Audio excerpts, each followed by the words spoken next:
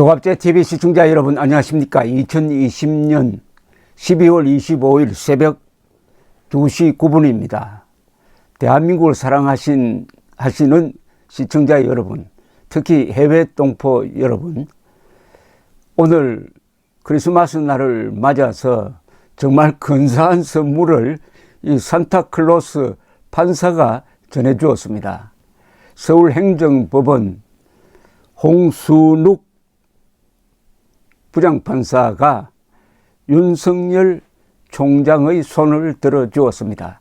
그리하여 추미애, 문재인 두 사람에게 아주 완패를 안겨주었습니다. 윤석열, 홍순욱 두 사람이 승리자가 되었습니다. 무엇과 무엇의 싸움에서 승리했느냐? 진실과 거짓의 싸움에서 진실이 이겼습니다. 그리고 법과 권력의 싸움에서 오랜만에 법이 이겼습니다. 오늘은 아마 한국 역사에서 중요하게 기록될 것입니다. 오늘을 기점으로 해가지고 대한민국이 그동안 짓밟혔던 헌정질서, 짓밟혔던 법치주의를 다시 일으켜 세우는 국민 총궐기의 날이 될 것입니다. 이제 국민들이 일어나야 합니다. 윤석열 총장과 같은 검사, 그리고 홍순욱 판사와 같은 재판관이 있으면은 결코 선동 세력에, 극좌 세력에 무너지지 않습니다. 자유민주주의, 시장경제를 지킬 수 있는 힘은 법에서 나오는 겁니다. 어제 조갑제 TV에서 이 소식을 전해드렸더니 댓글에 이런 글이 붙었습니다. 홍순욱 판사는 산타클로스다.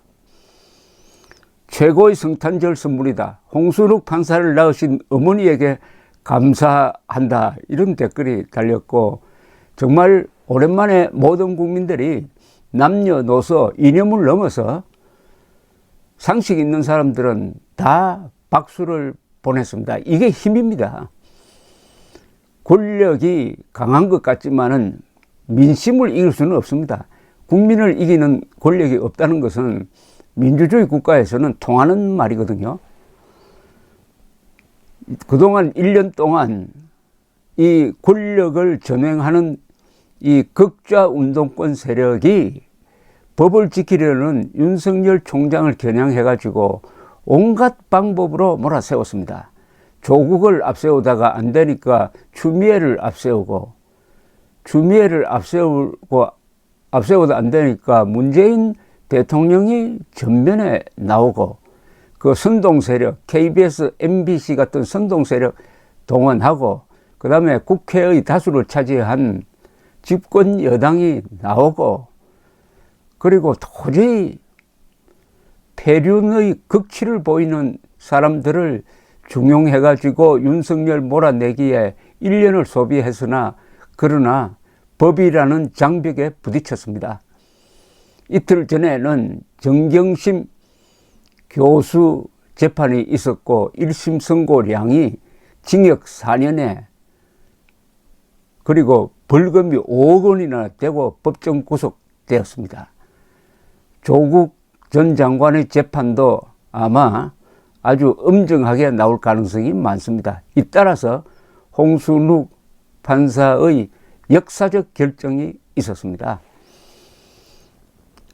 주문, 대통령이 신청인에 대하여 한 정직 처분의 효력을 정지한다.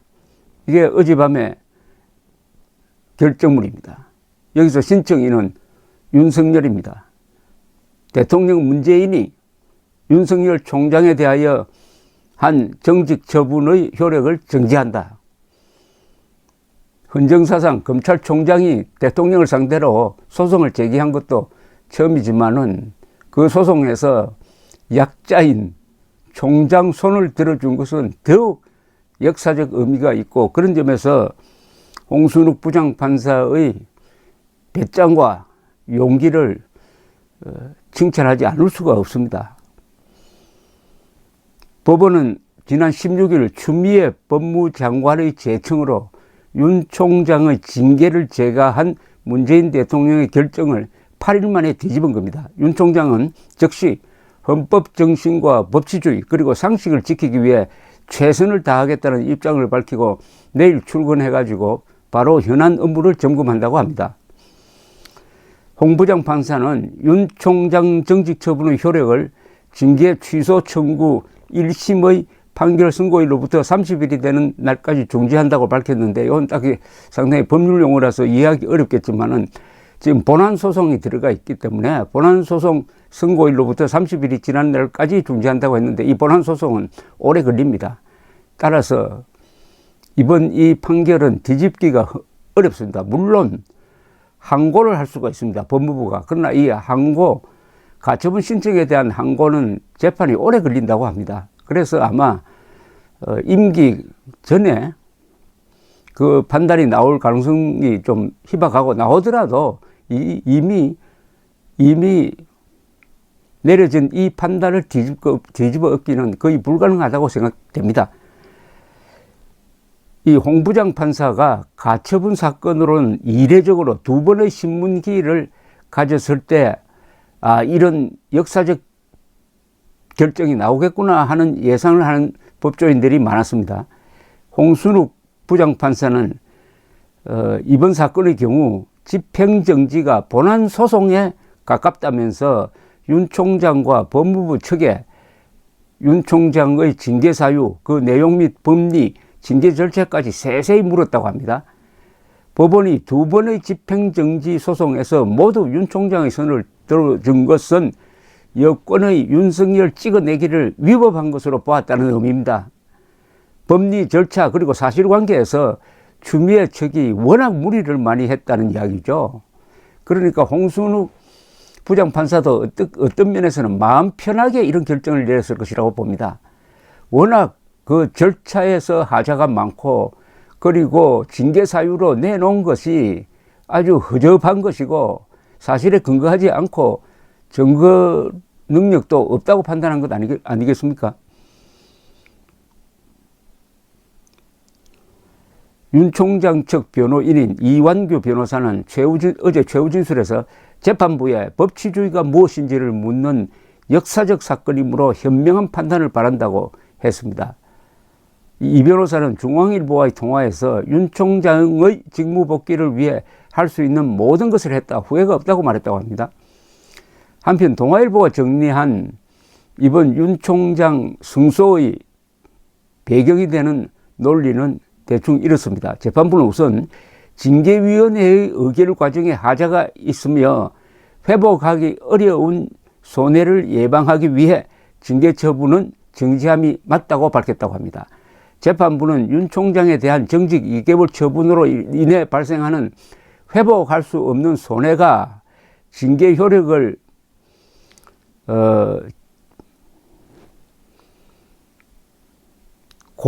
징계 효력을 정지시켰을 때 생기는 공공복리 훼손보다 훨씬 크다고 판단했다고 합니다. 이건 뭐냐면 좀 어려운 문장인데요. 이 회복할 수 없다. 만약 2개월 정직을 그냥 가져가면 사실상 식물총장이 되는 거다. 그 2개월 동안에 중요한 수사, 예컨대 월성 1호기 경제성 평가 조작 사건 수사도 중단되고 지금 여러 정권 관계 비리가 많은데 이것도 지금 유야무야 될 가능성이 많다. 그러면 2개월 지난 뒤에 복귀하더라도 회복할 수 없는 손해를 본다. 이걸 더 무겁게 다뤘다는 겁니다. 그러나 문재인 대통령 측에서는 문재인 대통령이 결정한 것을 한번 뒤집으면은 이 국가의 안정성, 정책의 안정성이 흔들린다. 이런 주장을 많이, 그걸 공공복리 훼손이라고 그래가지고 많이 주장을 했는데 그것보다는 회복할 수 없는 손해, 이게 더 무겁다라고 판단했다는 거죠. 윤 총장 측은 이 사건은 단순한 윤 총장 개인의 손해뿐 아니라 검찰 조직, 나아가 법치주의 훼손으로 인한 사회 전체의 손해가 함께 연결되어 있다고 주장했다고 합니다. 이 윤 총장 측 대리인인 이완규 변호사는 두 차례 신문기일에서 임기가 7개월 남은 총장에게 정직 2개월 처분은 금전 등 다른 방식으로 회복이 안 되는 손해다. 개인뿐 아니라 검찰의 정치적 중립성과 독립성을 근본적으로 훼손하고 우리나라 법치주의에 심각한 손해가 있어서 1초라도 방지할 수 없다라고 아주 역설을 했다는군요. 그래서 정직 2개월은 사실상 해임과 같은 결과다 이렇게 주장했다고 합니다. 법원은 윤 총장의 부재로 인해 월성 1호기 원자력 발전소 조기 폐쇄 의혹 사건 등 검찰의 중요 사건 수사가 차질을 빚을 가능성에 더욱 무게를 둔 것으로 보입니다. 재판부는 대통령이 제거한 윤 총장의 징계 처분을 중단하더라도 이 같은 조치가 대통령의 인사권을 침해하는 것은 아니다 라고 판단했다고 합니다. 법무부 측 이옥형 변호사는 대통령에게 부여된 검찰총장에 대한 민주적 통제권의 일환으로 행사된 것이다. 대통령이 징계 의결을 제기한 것에는 소모적인 국론 분열을 막겠다는 취지도 포함된 것으로 알고 있다고 주장했으나 법원은 윤 총장 측이 내세운 법치주의 훼손 상태가 신속히 회복되는 것이 공공복리를 위한 것이라는 주장에 손을 들어 주었습니다. 그 다음에 이번 집행정지 사건을 결정하면서 법원은 본안소송에서 다루는 징계 절차의 적법성, 징계 혐의에 대한 판단도 일부 내놓았다고 합니다.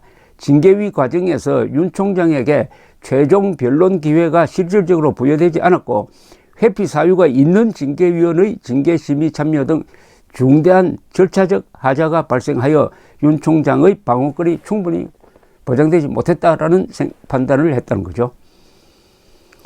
이상은 동아일보가 정리한 겁니다. 법원은 이날 결정에 대해서 법무부가 즉각 항고에 나서는 등 불복 절차를 밟겠다고 밝혔지만 법조계에서는 집행정지의 항고 사건의 경우 단시간에 결론이 나오는 경우가 드물기 때문에 사실상 이번 결정이 윤 총장 임기 내에 법원에서 내릴 마지막 판단이 될 것이다 라고 했습니다. 어제 이 역사적 결정을 내린 홍순욱 49이네요. 사법연수원 28기 부장판사는 서울 장충고와 고려대 법대를 졸업했습니다. 2013년 서울 변호사회 법관평가에서 만점을 받았다고 합니다. 1000명이 넘는 판사 중에서 가장 성적이 좋았다는군요. 변호사들이 그렇게 보는 것은 아주 법관으로서의 태도, 공정성이 아주 대단히 우수한, 정말 윤 총장이 복이 있는 사람입니다. 이런 분에게 사건이 배당되었으니까요. 이번 이 사건이 역사적이라고 하는 것은 아까 서두에 말씀드렸던 대로 법이 권력을 이겼고 진실이 거짓을 이겼습니다. 이제 헌법재판소장 그리고 대법원장도 생각을 달리 해야 될 것입니다. 이 정권 이제 1년 남짓 남았습니다. 이 정권을 따라가면서 헌정 질서를 무너뜨리는데 공범 역할을 하고 있지 않는지 스스로 돌아보기 바랍니다. 홍순욱 부장판사가 헌법재판소장 그리고 대법원장이 되는 날 대한민국의 민주주의는 흔들림 없게 바로 설게 될 것이라는 생각이 듭니다. 정말 좋은 성탄절 선물입니다. 진실이, 법이 승리한다는 것은 대한민국이 지난 70년 동안 건설한 이 위대한 문명이 유지될 수 있다는 것을 보여주었기 때문에 이렇게 새벽에 방송을 해드려도 피곤하지가 않습니다. 성탄절에 그리고 오는 새해에 복 많이 받으시기 바랍니다. 감사합니다.